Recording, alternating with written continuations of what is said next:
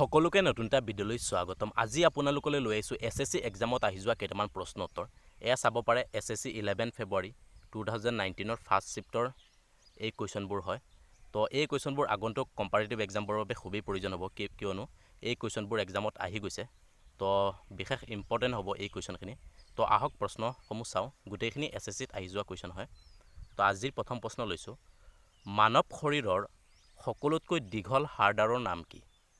তো মানৱ শৰীৰৰ সকলোতকৈ দীঘল হাড়ডালৰ নাম হৈছে ফিমাৰ।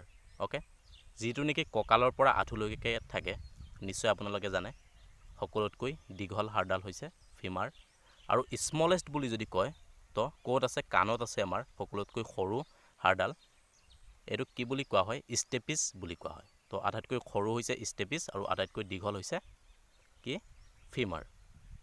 তো নেক্সট কুৱেশ্যন, নমিনেল জিডিপিৰ ক্ষেত্ৰত ভাৰত 2018 বিশ্বৰ ভিতৰত অৰ্থব্যৱস্থাত কিমান নম্বৰত আছে? তো নমিনেল জিডিপিৰ ক্ষেত্ৰত ভাৰত 2018 বিশ্বৰ ভিতৰত অৰ্থব্যৱস্থাত কিমান নম্বৰত আছিলে? 7th। 2018 7 পজিশ্যনত আছিলে। এতিয়া আমাৰ ইম্পৰ্টেণ্ট কোনটো হয়? 2021ত কিমান পজিশ্যনত আছে? অ'কে, 2021ত কিমান পজিশ্যন? এইটো কাৰেণ্টত হ'ব, কাৰেণ্ট এফেয়াৰ্ছত হ'ব। 6th পজিশ্যনত আছে, অৰ্থাৎ 6 নম্বৰ পজিশ্যনত আছে। আৰু 18ত 7 নম্বৰত আছিলে। আৰু যদি জিডিপিৰ ফুল ফৰ্ম আহে তেন্তে কি হয়? Gross domestic product. তো নেক্সট কুৱেশ্যনলৈ যাওঁ। ছোভিয়েট সংঘ কেতিয়া ভংগ হৈছিলে? তো ছোভিয়েট সংঘ কেতিয়া ভংগ হৈছিল? শুদ্ধ উত্তৰ হৈ যাব 1991ত। অ'কে, তো নেক্সট, নৰ্মদা নদী মধ্যপ্ৰদেশৰ দেশৰ পৰা নিৰ্গত হৈছে। তো নৰ্মদা নদী মধ্যপ্ৰদেশৰ ক'ৰ পৰা নিৰ্গত হৈছে? শুদ্ধ উত্তৰ হৈ যাব অমৰকণ্টক পাহাৰৰ পৰা। তো জগাখিনিৰ নাম হয় অমৰকণ্টক। এই পাহাৰৰ পৰা নিৰ্গত হৈছে নৰ্মদা নদী। অ'কে, তো নেক্সট, বেষ্টিল জেইলত জনতাৰ আক্ৰমণে কোনটো ঘটনাৰ জন্ম দিয়ে? তো বেষ্টিল জেইলত জনতাৰ আক্ৰমণ হৈছিলে। এই আক্ৰমণে কোনটো ঘটনাৰ জন্ম দিছিলে? ফ্ৰান্সৰ ক্ৰান্তিৰ। অ'কে, আৰু এই যি বেষ্টিল জেইল কেতিয়া পতন কৰা হৈছিল বা ধ্বংস কৰা হৈছিলে? 14 জুলাই 1789ত। অ'কে, এইটো কথাও মনত ৰাখিব লগতে। তো নেক্সট, পাতত থকা সেউজীয়া ৰং কি নামেৰে জনা যায়? তো পাতত থকা সেউজীয়া ৰং কি নামেৰে জনা যায়? ক্ল'ৰ'ফিল নামে জনা যায়। তো এই কুৱেশ্যনবোৰ হিন্দীৰ আছিলে, মই অসমীয়াত আপোনালোকলৈ লৈ আহিছোঁ ট্ৰেন্সলেট কৰি। তো নেক্সট কুৱেশ্যন, দেশ ভাৰতীয় অৰ্থব্যৱস্থাৰ প্ৰাথমিক ক্ষেত্ৰ। তো ভাৰতীয় অৰ্থব্যৱস্থাৰ প্ৰাথমিক ক্ষেত্ৰ হয় কৃষি। অ'কে, তো নেক্সট, দেশ ভাৰতৰ এক মুখ্য ক্ষেত্ৰ লুৰ আকাৰৰ।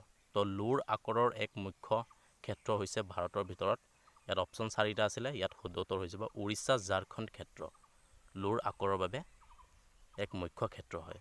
তো নেক্সট, দেশক লাইট অফ এছিয়া ৰূপে জনা যায়। তো দেশক লাইট অফ এছিয়া ৰূপে জনা যায় বুদ্ধদেৱক।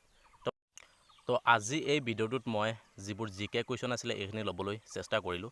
নেক্সট যিবোৰ ৰিজনিং কুৱেশ্যন আছে, মেথছৰ আছে, বিভিন্ন কুৱেশ্যনবোৰ লৈ আহিম। বহুত শিফটত হৈছিলে এছএছচি এক্সাম। তো আপোনালোকে নিশ্চয় কমেণ্ট কৰি জনাই দিব সকলোবোৰ কুৱেশ্যন আপোনালোকৰ যদি লাগে। তো নেক্সট প্ৰশ্ন লৈছোঁ, তামিলনাডুৰ প্ৰখ্যাত শাস্ত্ৰীয় নৃত্যবিদৰ নাম কি? অ'কে, তামিলনাডুৰ প্ৰখ্যাত শাস্ত্ৰীয় নৃত্যবিদ নাম কি হয়? ভৰতনাট্যম। অ'কে, তো নেক্সট, ভাৰতৰ সকলোতকৈ সৰু ৰাজ্য কোনখন? গোৱা। অ'কে, তো নেক্সট, অলিম্পিকত ৰজক পদক অৰ্থাৎ চিলভাৰ মেডেল জিকা প্ৰথম ভাৰতীয় মহিলা। তো অলিম্পিকত চিলভাৰ মেডেল জিকা প্ৰথম ভাৰতীয় মহিলা কোন হয়? PV সিন্ধু। অ'কে, তো নেক্সট কুৱেশ্যন, তলতত কোনটো স্থানত 1920 চনত ভাৰতীয় ৰাষ্ট্ৰীয় কংগ্ৰেছৰ বৈঠক হৈছিলে? তো কোনটো স্থানত 1920 চনত ভাৰতীয় ৰাষ্ট্ৰীয় কংগ্ৰেছৰ বৈঠক হৈছিলে? তো নাগপুৰত হৈছিলে। অ'কে, তো নেক্সট, শ্ৰীলংকাত গৃহযুদ্ধ কেতিয়া সমাপ্ত হৈছিলে? 2009 চনত শ্ৰীলংকাত গৃহযুদ্ধ সমাপ্ত হৈছিলে। তো নেক্সট, জিন ডেক্স এক প্ৰসিদ্ধ দেশ আছিলে। তো কোন হয় জিন ডেক্স? এগৰাকী চিন্তাবিদ আছিলে। তো নেক্সট কুৱেশ্যনলৈ যাওঁ।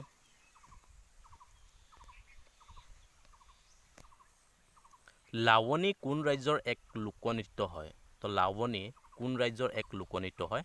মহাৰাষ্ট্ৰৰ এক লোকনৃত্য হৈছে লাৱনী। তো নেক্সট, ডেছ এক চৰাই হয় যাক শান্তিৰ প্ৰতীক কোৱা হয়।